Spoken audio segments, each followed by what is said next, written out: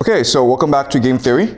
And as I discussed last class, our goal is to use game theory to analyze global events, to understand why they're happening, as well as make certain predictions about how they should develop. But to do that, I first need to train your mind in how to see the world using game theory. So last class, in our first class, we discussed the example of the dating game, of why men and women are motivated to behave the way they do when they look for a mate. Today, I want to discuss the issue of school. Okay, school. So for the first few classes, I'm going to use examples from your life that you know pretty well in order to develop the mindset for game theory. So school is something that you should know very, very well. As you know, the purpose of school is to train you in a way that allows you to be functional in society as well as to be creative, right? Okay, so the goals are basically literacy, right? Which means reading and writing. This is the primary purpose of school because in order to function in modern society, you need to be able to absorb information and convey information. Okay? Number two is basically what we call the core competencies. Okay? These are skills that you need to be successful in life, including the ability to think critically, to cooperate with others, to collaborate, to communicate, okay? You all know this. The last thing is what we call lifelong learning. So in the age of AI, in the age of globalization, school is just a start of the learning process. Because every 5 years, the world changes. So you need to be in a constant process, a constant state of learning. Okay, so you have to actually love learning, and you have to know how to learn for yourself. So these are the three basic purposes of school, and that's why you're at the school. Unfortunately, what we know is that most schools, I'm not saying all schools, I'm saying that most schools are pretty bad at these three things. In fact, you could make the argument that most schools not only do not teach you these skills, but they have the opposite effect. In fact, they make you hate learning, okay? So let's look at literacy. Today, in most schools, you're not required to read books. In fact, when you go to university, the professors there are so shocked that you don't read books that instead they make you read paragraphs or watch videos, okay? So in terms of literacy, all around the world, people are losing the capacity to read and to write. And not only that, but people's attention spans have decreased. It's very hard for a professor to give you an hour lecture. People lose focus after about 5 minutes. Okay, so this is one problem. Another problem is school is supposed to teach you creativity, critical thinking skills, collaboration, but it doesn't do that. Look at collaboration. In school, it's a competition where you believe that it's a zero-sum game, so for you to get ahead, you need to screw over your classmate. So class ranking is very important. So that's kind of odd. Okay? And the last thing, of course, is lifelong learning, where school teaches you to hate school, and therefore teaches you how to hate learning, especially in China, okay? Especially in China, where you work hard until the national entrance examination at age 18, and then after the examination ends, what do? You burn your books. That's a great ceremony here in China, right? After the examination, you take your books, you rip out the pages, and you throw it in the sky to signal your liberation, and you're like, I never ever want to read a book again, I never ever want to take a test again, I never want to learn again. Okay? So, all around the world, most schools, not all schools, there are some really good schools out there, but most schools are failing in their mission. School sucks. And so the question for us today is, why is this the case? And so we're going to use game theory to analyze why this is the case. All right. So what I'm going to do now is I'm going to tell you a story about myself. So the year is 2008. I went to Yale College, okay, in the United States, and I was an English major. I did very well in school. So I was hired in 2008 to go to Shenzhen in South China and help the school, Shenzhen Middle School, build an international program to send kids abroad, okay? So this is 2008, which was a long time ago. And back then, not that many students wanted to go abroad. There were really few international schools. So the first thing I did was I looked at the situation at the school, okay? And this is what I found, okay? I found that students, even though they were going abroad, maybe about 10% of the students were planning to go abroad. So that's about 80 students each year. That's a lot. But the way they were going about the process of studying abroad was problematic. Okay, so first of all they were doing was taking regular Chinese classes. And you know, in Chinese classes, all you do is you sit in a room of 50 kids and you just take notes and then you take tests. You don't communicate, you don't ask questions, you don't debate. Okay, so that's one problem. Another problem is that the students were spending all their time memorizing SAT word lists.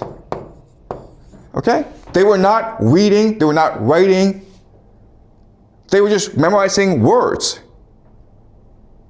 And the other thing that they did to make their applications look good is model United Nations. Okay, and that's fine.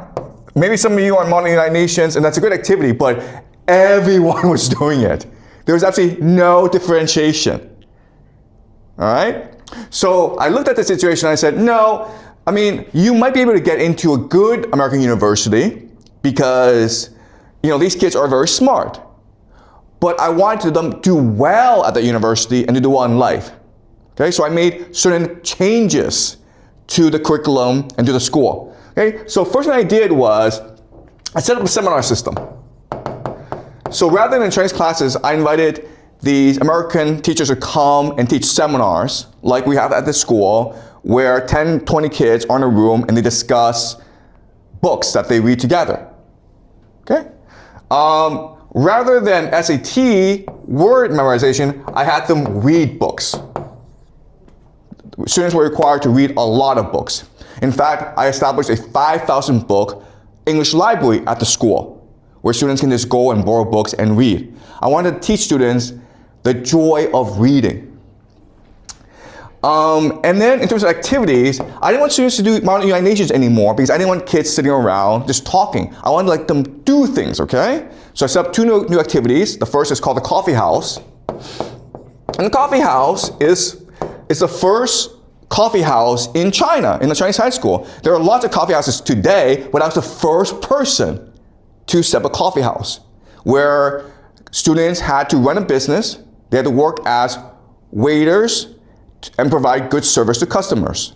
And it was a collaboration effort. As you can imagine, this is great for the students to learn collaboration, to learn finance, to learn entrepreneurship. Okay, so that was a very successful activity. Do you have a question? Yeah. Okay. I mean, was that like similar with our Moon Coffee, like the coffee in the South store? Okay. 2008, I was the first person to do anything. Okay. Oh, okay. Okay. Just, No, I mean, just yeah. similar. Yeah.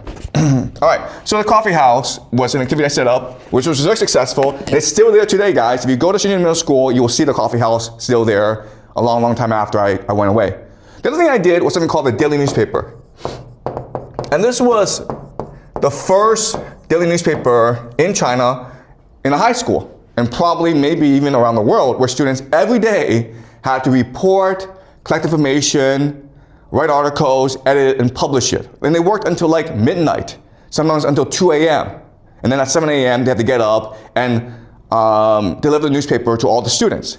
And these were two very successful activities. And So I understand game theory, and I says, okay, if you want to make this transition from the old system to the new system, you also have to establish a new culture to allow these activities to flourish. Okay, and so my three major principles were transparency,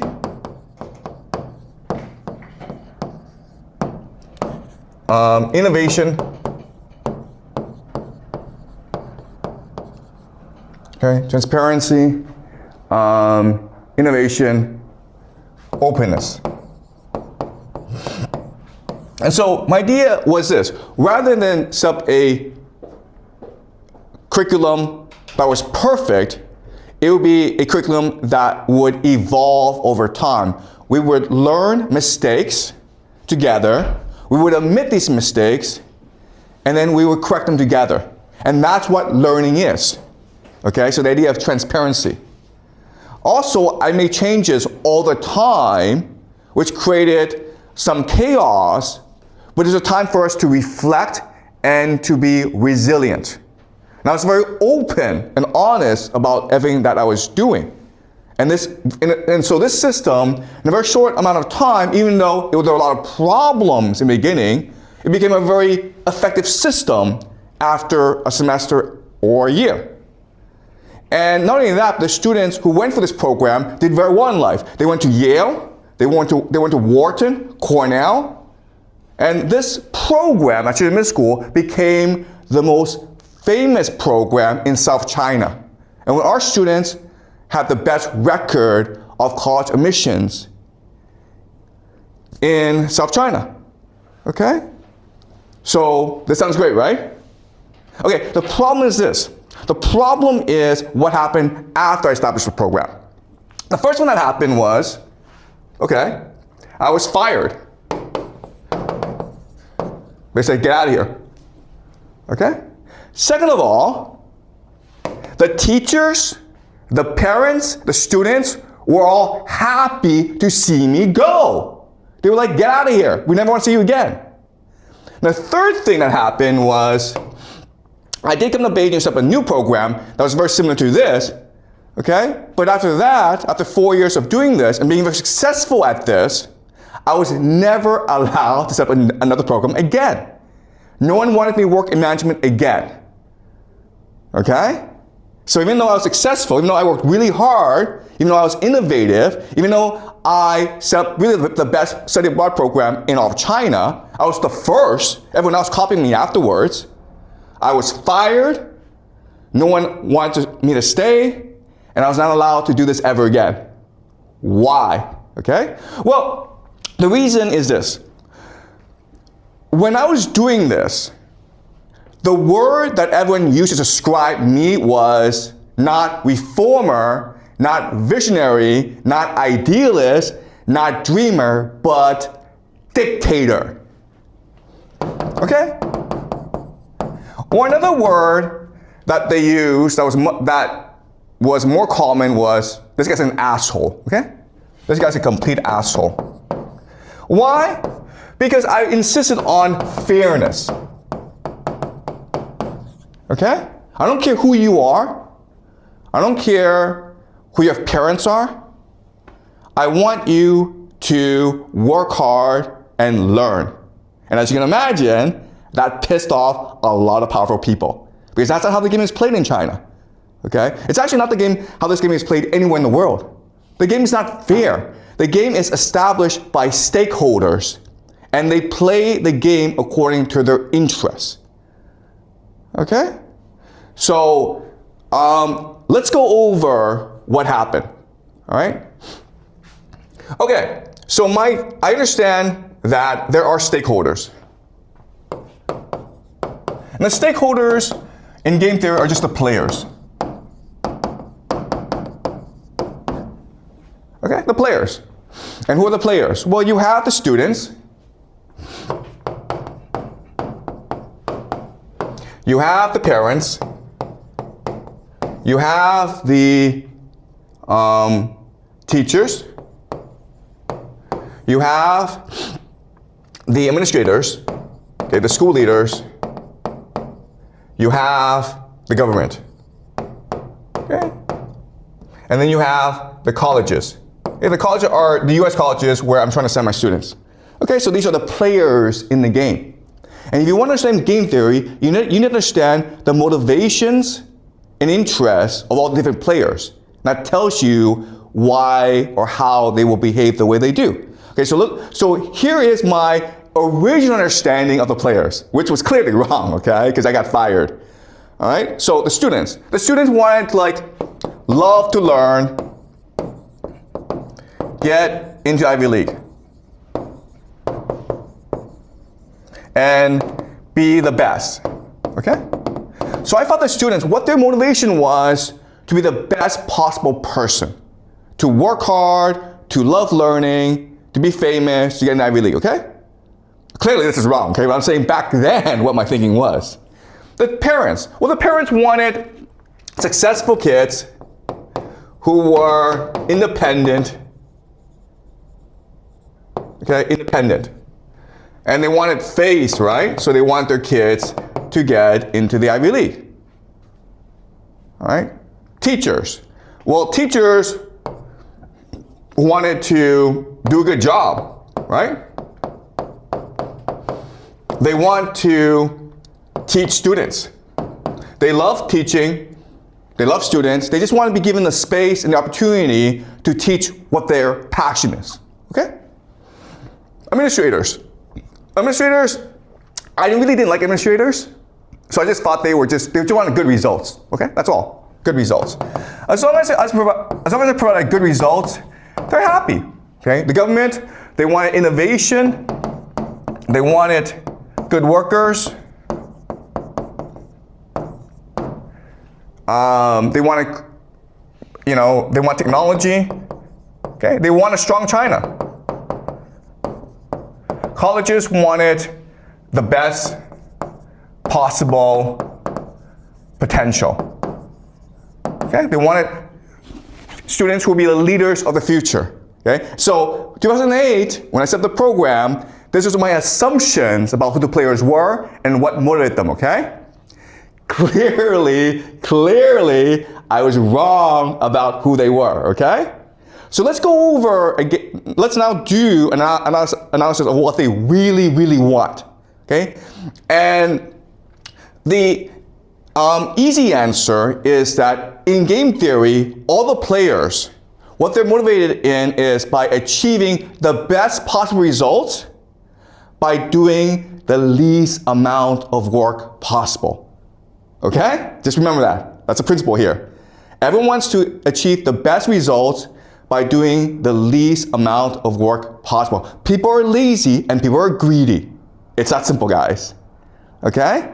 So students, they want to get in the Ivy League, but they didn't want to work hard to get in the Ivy League. They wanted to do as little work as possible. And if it meant they had to work hard to get in the Ivy League, they're like, I don't want to get in the Ivy League then. I'll just get into another school because who cares, okay? The best possible result, least possible work. Parents are like, yeah, I can have my kid work hard, but what's important is for me to control my kid, right? Because only I know how to ensure my kid succeeds. So I don't want my kids to think critically or be independent. I want my kids to obey me. Now teachers are like, listen, this is a job, man, okay? I have kids. I don't want to work hard. I just want to come to school, do what I'm supposed to do what is minimally required of me to collect my salary, and then go home. I don't want to teach my passion because I don't have any passion.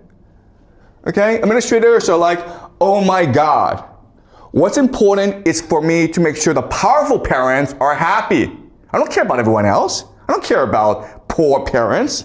I don't care about middle-class parents.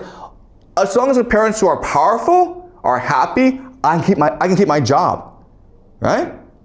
The government is like, you know what? I don't want innovation in this country. Even though I say I want it because I don't want problems in life, okay?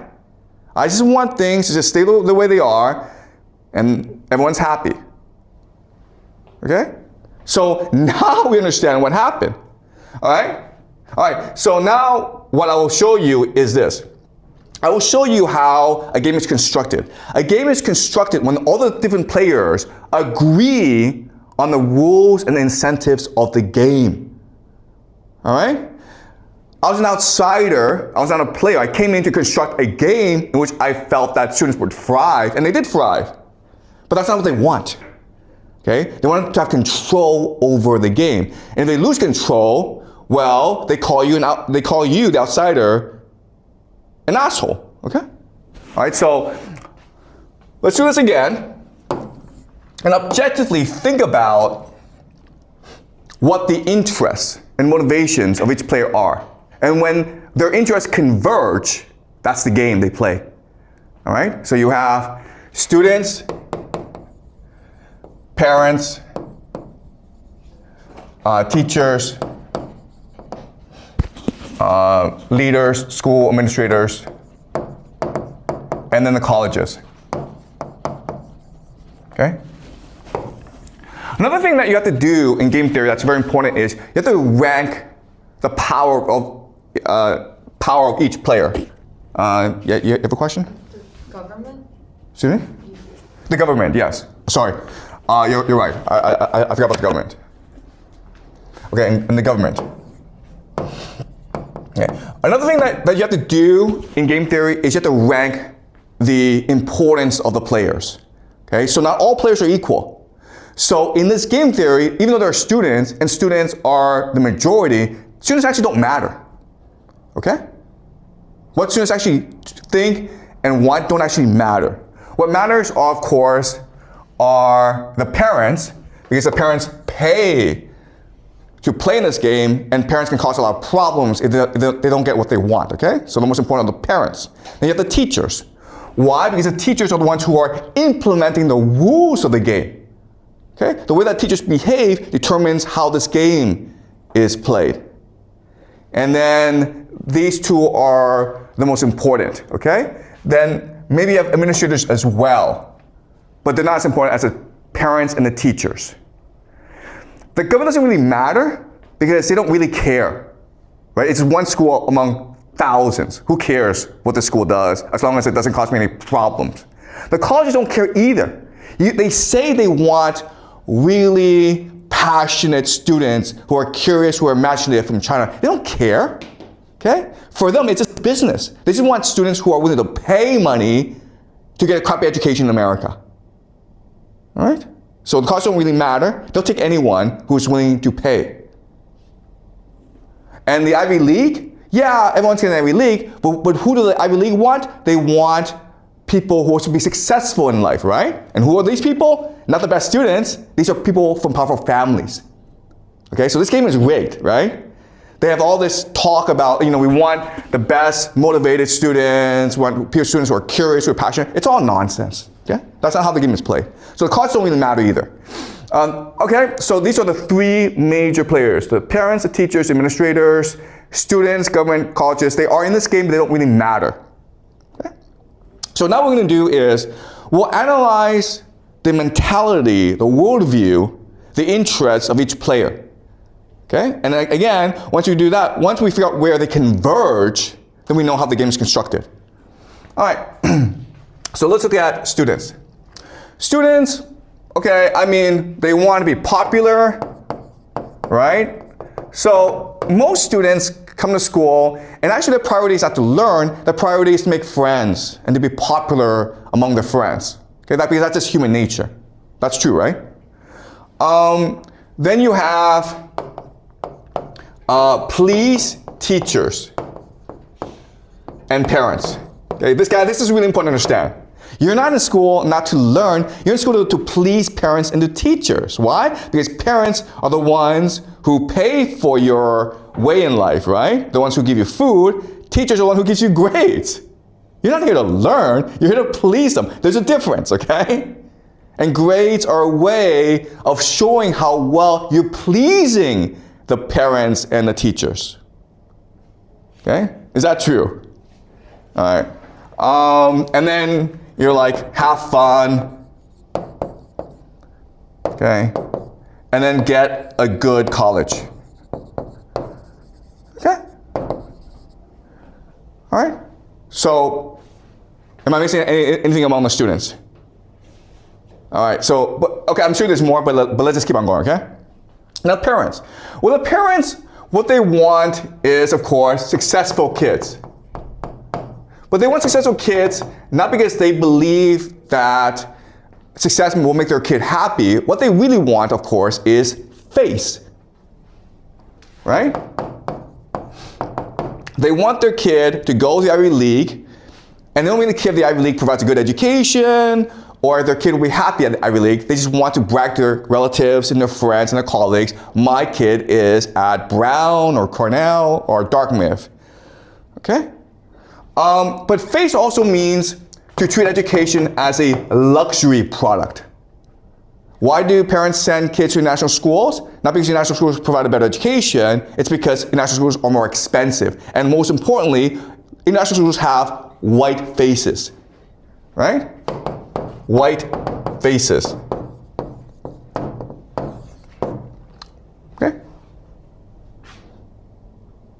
This is the main marketing tool of national schools, right?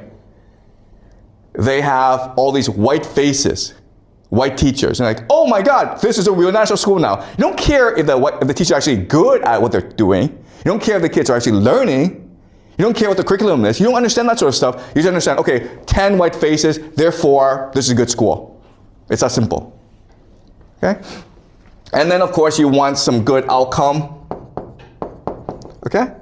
You want a good outcome. You don't care if your kid is actually learning in school. What you want is your kid to get good grades, to get into good college, okay? These are not the same thing, all right? So that's the parents. Then the teachers.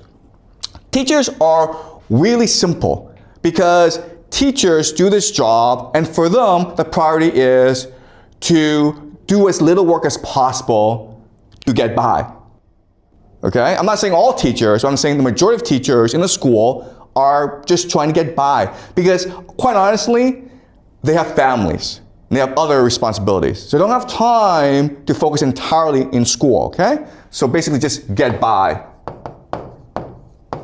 okay? Or the minimum amount of work, okay? You may not believe this, but like when you actually grow up and get a job, you'll do the same thing, okay? Just do a minimum amount of work in order to get by. Administrators, they want good outcomes, but what their real priority is to protect relationship with parents, okay? Just give parents what they want, okay? Their job is to sell the school, so whatever parents want, you just give it to them. And administrators also, by the way, have families. This is a job for them. They also just want to get by. Okay? They're not trying to build the best school possible. They're not trying to change the world. They're not trying to educate students. They're just trying to get by. Do the least amount of work in order to get by. Government is, okay, they say they want innovation, creativity, technology, but really it's just like no problems, guys. Okay? As long as you don't create any problems for us, we're happy with you. Just stay away from us. We're happy to not bother you. Please don't come bother us. Yeah, that's government. Also, what they want is for students who will also be no problems in the future, right? Right? So compliance. So as long as schools are teaching you how to obey authority, how to comply, how to do what you're told, they're happy. You're a good school. Okay? Colleges, again, just want the money. Okay? That's all they care about.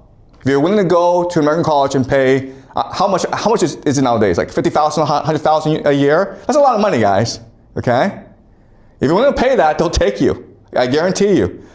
Even if you don't speak English, they'll take you. All right? Yeah?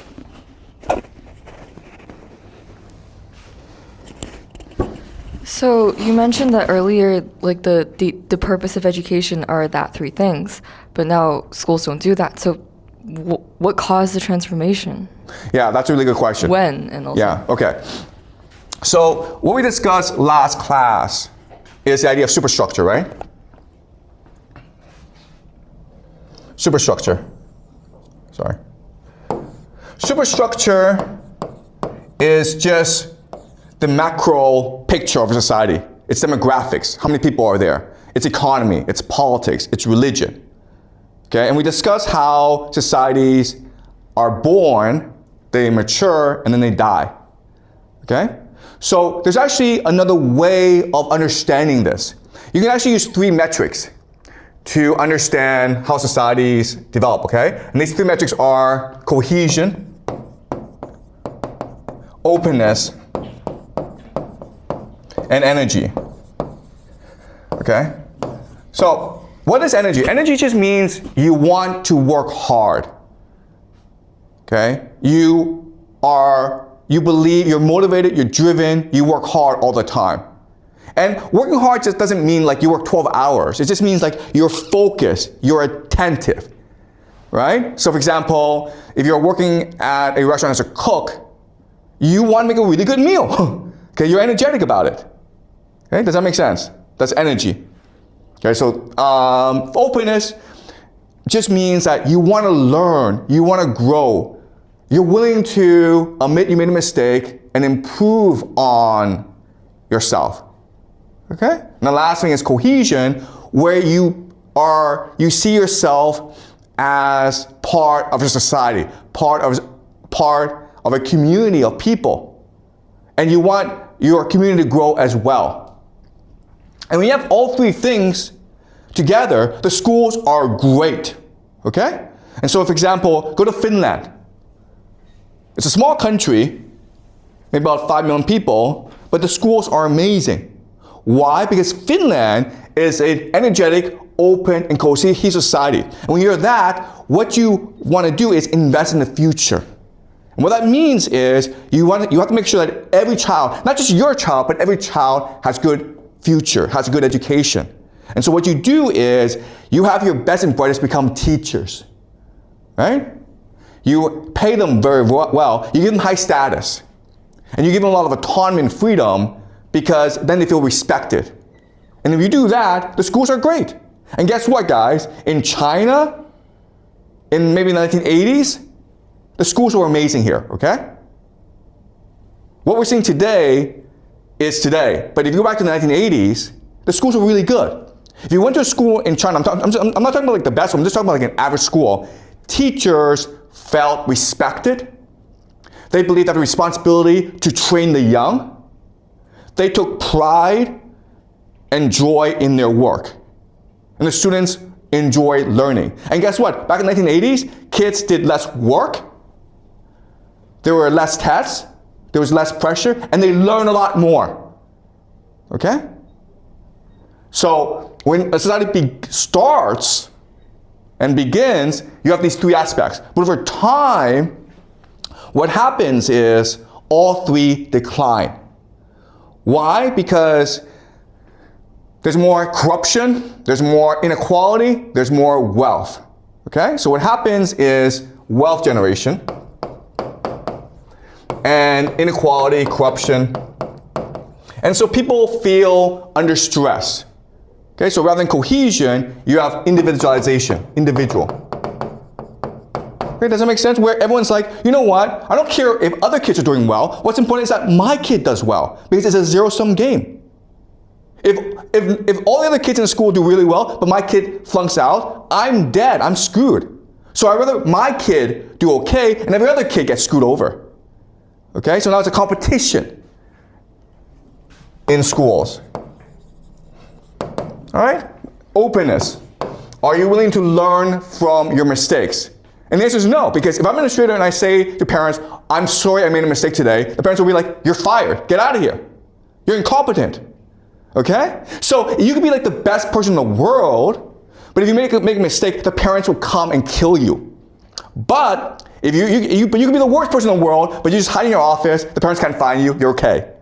Okay? So school administrators are now afraid to admit they're wrong, which means that a school can never improve. Right? Then you have energy, which is like, you know what? If I do a good job, parents will want me to do a better job. I can't please all the parents, so I'll just hide in my office, do as little work as possible, and then if parents complain, I'll just shut off my brain. Okay? And this is happening because of wealth generation. 1980s, China was really poor. And the only way to lead a better life is through education. That's why students work hard. If students work hard, teachers are motivated to teach well. And now you having a time when, today in 2025, 26, when parents have money. So it doesn't matter if you don't do well in school because your parents can just give you an apartment, can buy you a car. Who cares if you do well in school? So you're not motivated. If you're not motivated, you're indifferent, then as a teacher, why am I going to want to teach well? Okay, so it's a superstructure of society. Okay, does that make sense? All right, any more questions? Okay, so thank you, okay? So again,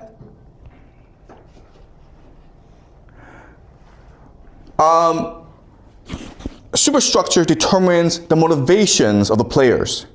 And where the interests of the players converge is the game that you have. Okay? All right, so you go back to this list, and what we're seeing is parents just want white faces. Okay? Sorry, white faces. And they want successful kids, which means good grades. Okay? Teachers just want to get by and do as little work as possible. The administrators just want to protect relationship with parents, okay? And so when you do this convergence, this is what the schools look like now. Okay? Schools in China. International schools in China, by the way. And again, this is like the majority. I'm not saying it's every school, but I'm saying it's the majority, okay? What you have are white faces, easy grades, right? It's really easy to get a good grade, all right? Some top students, these students are given scholarships, and then they're sent to top universities, okay? Then you have lots of cheating, okay? And high turnover, where students leave, teachers leave, but new ones come in, so who cares? Okay? And this is what it looks like. This is what happens when you take the interests of these different players, you converge them together, and this is what schools look like today. Just lots of white faces, lots of really nice buildings, lots of fancy activities, great marketing, beautiful website, really motivate admissions officers. Then you have easy grades where everyone gets an A, no matter what you do. You have some top students who will get into good schools so that the school can brag about them. You have lots of cheating going on. Okay? If you don't get a good grade, just complain and you get a good grade. Okay? So that happened to me at the school where I tried my first year to give fair grades. Okay? And a fair grade is not like I give you a 20, I give you like an 80. And students complain about me. So I'm stuck giving them like a pass-fail. Right? So it's not hard for students to get to pass. If you don't like a teacher, just complain, and then the teacher has to change. And so now you have high turnover, where teachers feel stressed out, and where parents are never happy, and where students don't care. Okay? Does it make sense? This is why schools suck. And I'm saying they suck not just in China, not just in other schools, but in most places around the world. And it has to do with the superstructure of society. Okay? But I mean, like, the point of today's class is not like schools suck, don't go to school. The point of today's class is we're trying to analyze why schools are the way they are. And one way to analyze it is by figuring out at what point, okay, do the different players converge, right? So think of, you have different sets, right? Okay, parents, teachers, students, government, colleges, okay? And their convergence point is the game they play.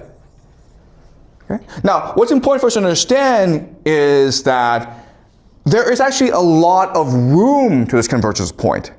So it's possible to do reform, but only within a subset of this convergence point. Okay?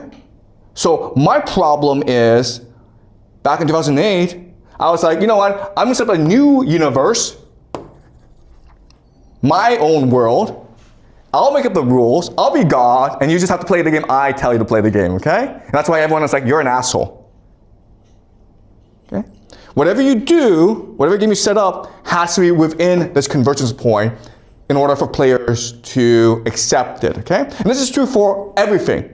If you want to implement political reform anywhere, you have to figure out where the different stakeholders converge and figure out how to move the stakeholders from one part of the convergence point to another part of the convergence point, okay? This slow, incremental reform. Okay, does that make sense? Okay, any questions before I conclude?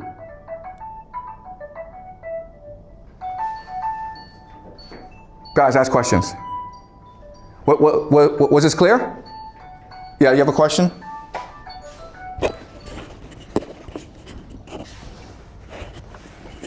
So in the future, will we learn more about how do we find out what causes different stakeholders to have different interests?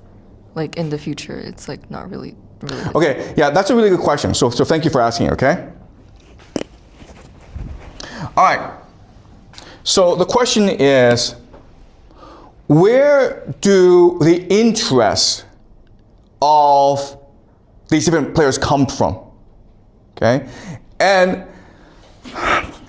I mean, the easy answer is the superstructure of society. Okay? People are responding to their culture. But in game theory, what I want to teach you is that it's because they themselves are playing different games. Okay?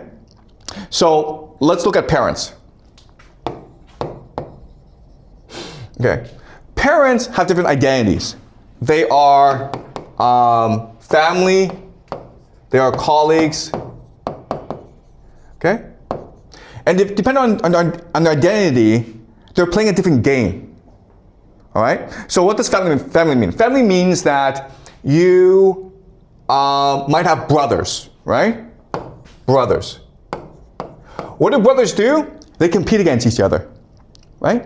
You have 3 brothers. You want to prove that you're better than your brother. How? Well, by having more money, by having better kids, by having a more beautiful wife. Okay? That's a game they're playing.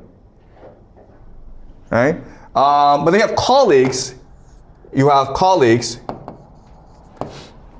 And the game you're trying to play there is to get along with your colleagues because that's what ensures your success in life, okay? So you need to make sure that your child, no matter how he or she is educated, is able to become friends with the sons and daughters of your colleagues. Okay? So, because this is what ensures success. All right, and so there are other games as well. But you understand this, right? You understand how parents, so calculation isn't just like, I want my kid to be successful. No, you're thinking about how to play different games and be successful in other games, right? Because if your kid becomes very successful, but not in a way that pleases the colleagues, you can be thrown out of the game, okay? The thing that people fear the most is the idea of ostracization, okay? Or basically just exile, where you are no longer part of the group. They kick you out as a player, okay? That's what people are afraid of. And that's why people are motivated by what they do, because they're trying as hard as possible to play the game and get along with the other players, while at the same time competing against them. So it's a weird psychology, okay? You're trying to beat them, at the same time, you don't want to piss them off and get thrown out of the game, okay? And this is what prevents the idea of cheating.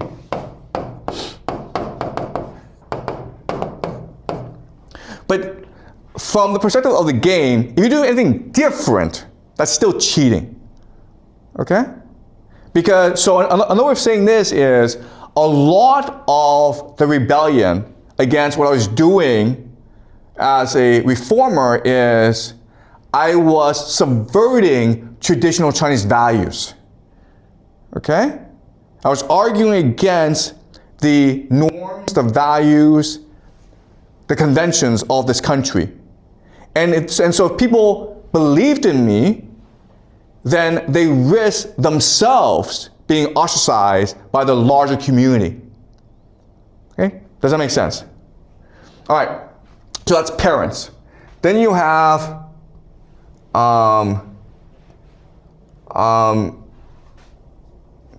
right, okay, but students, right?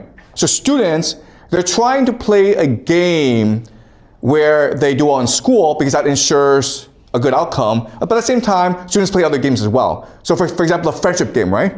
Which you're trying to have as many friends as possible. You're trying to be popular in school. That's another game you play. You're also trying to please your parents, right? Because by pleasing your parents, that ensures that you have an easy, comfortable life. In fact, you could argue that of these three games, pleasing your parents is the most important. Then comes having good friends, because that will also ensure your success in life. And the game that you care the least about, that matters the least, is actually doing well in school, learning in school. Okay? Does that make sense? So game theory, it sounds easy, but it's very, very complicated because we're complicated individuals. Each one of us has different identities, has different motivations, and has different outlooks. And also, what's really important for us to understand is we're always changing as people, okay? So the way that you behaved in kindergarten is not the way you behave today in high school, and it will not be the way you behave when you enter society. You're always changing because the game's always changing, and you must adapt to new games that have different players and have new requirements, okay? So that's wonderful about us, where we are easily adaptable, where we are resilient, okay? But we are always changing according to the game. And we are, who we are is often determined by the nature of the game, okay? So you could have come into school wanting to learn, being creative and all that, but eventually you recognize that that's not really rewarded in school, all right? Getting along, having lots of friends, doing, helping other students cheat, that's rewarded. And so you adapt to the game. And that's why you behave the way you do, okay? And if you actually go back and think about everything that you did in school, the answer is you're responding to a certain incentive or rule of the game, okay? And that's what we need to understand about game theory. Game theory, it's not about ideas, it's not about ideals. It's not the way things should be, it's the way things are. And the way things are determined by who players are. And the way players behave is a response to the game they believe they're playing. Okay, does that make sense? Okay, so thank you. Any more questions? Okay, great. So we will continue this next class. Okay.